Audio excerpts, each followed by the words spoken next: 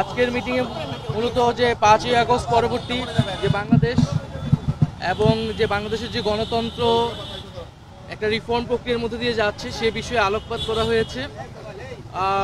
Reform কমিশনের প্রধানরা তারা তাদের যে প্রতিষ্ঠানের সংস্কার নিয়ে তারা কাজ করছে সেটার সারসংক্ষেপ বা পরিকল্পনা তারা তুলে ধরেছিলেন এবং রাজনৈতিক দলের প্রতিনিধিরা তাদের যে দলীয় অবস্থান সংস্কার বিষয় সেটা তুলে ধরেছেন।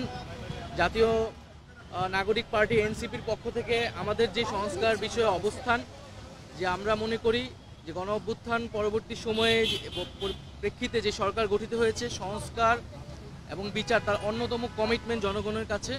ফলে মৌলিক সংস্কারের ভিত্তি এই সরকারের সময়ই তৈরি করতে হবে এবং সকল রাজনৈতিক দল মিলে যে একটা ঐক্যমত পোষণ করতে হবে, যেটা জুলাই সনদের কথা বলা হচ্ছে, সেই জুলাই সনদে স্বাক্ষরের মাধ্যমে আমাদের জনগণের কাছে আমাদের যে কমিটমেন্ট সংস্কারের যে ধারাবাহিকতা সেটার বাস্তবায়নের জন্য আমরা জুলাই সনদে তার দ্রুত বাস্তবায়নের কথা বলেছি এবং সংবিধান সংস্কার বিষয়ে আমাদের যে অবস্থান যে গণপরিষদের মাধ্যমেই সংবিধান সংস্কার করতে হবে, অন্যথা পার্লামেন্টে সংবিধান সংস্কার টেকসই হবে না। বাংলাদেশের ইতিহাস থেকেও আমরা এটাই দেখতে পাই।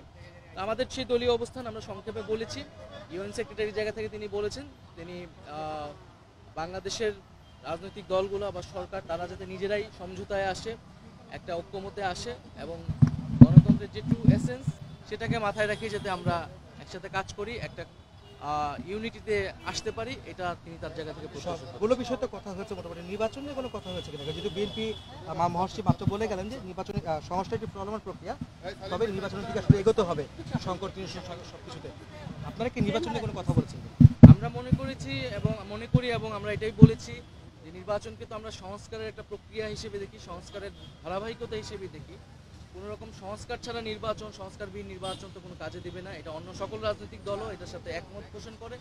এখানে মত পার্থক্যগুলো হচ্ছে কোন সংস্কারটা কখন হবে, ইলেকশনের আগে কখন হবে, পরে কতটুকু হবে, সেটা আমরা মনে করি যে জুলাই সনদের মধ্যেই আমরা সেটার বাস্তবায়ন হলে সেই যেই মত পার্থক্যগুলো সেগুলো কিন্তু কেটে যাবে এবং আমরা একটা এক ঐক্যমতে আসলে আসতে পারি। সংবিধান পরিবর্তন সংক্রান্ত কোনো কথা আপনারা বলেছেন কিনা?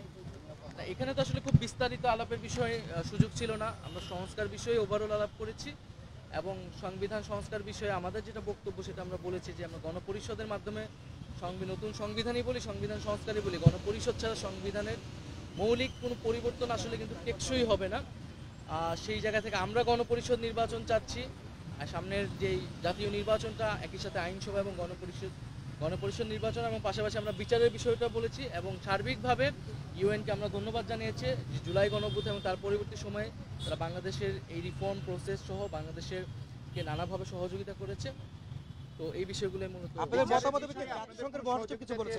বিচারের বিষয়ে জাতিসংঘের কোনো সহযোগিতা চেয়েছেন? জি, আমরা তাদের কাছ থেকে ওভারঅল এই বিচার এবং সংস্কার সহ এই সার্বিক বিষয়ে সহযোগিতা চেয়েছি, ধন্যবাদ জানিয়েছি এবং তারা জাতিসংঘের যে সেক্রেটারি তিনি এটাই বলেছেন যে বাংলাদেশে যাতে আমরা নিজেরাই একটা ঐক্যমতে আসতে পারি, আমরা যদি নিজেরা ঐক্যমতে আসতে পারি তাহলে তারা তাদের জায়গা থেকে সার্বিক সহযোগিতা। আপনার কাছে কি মনে হয় সেই প্রক্রিয়া কত? Thank you.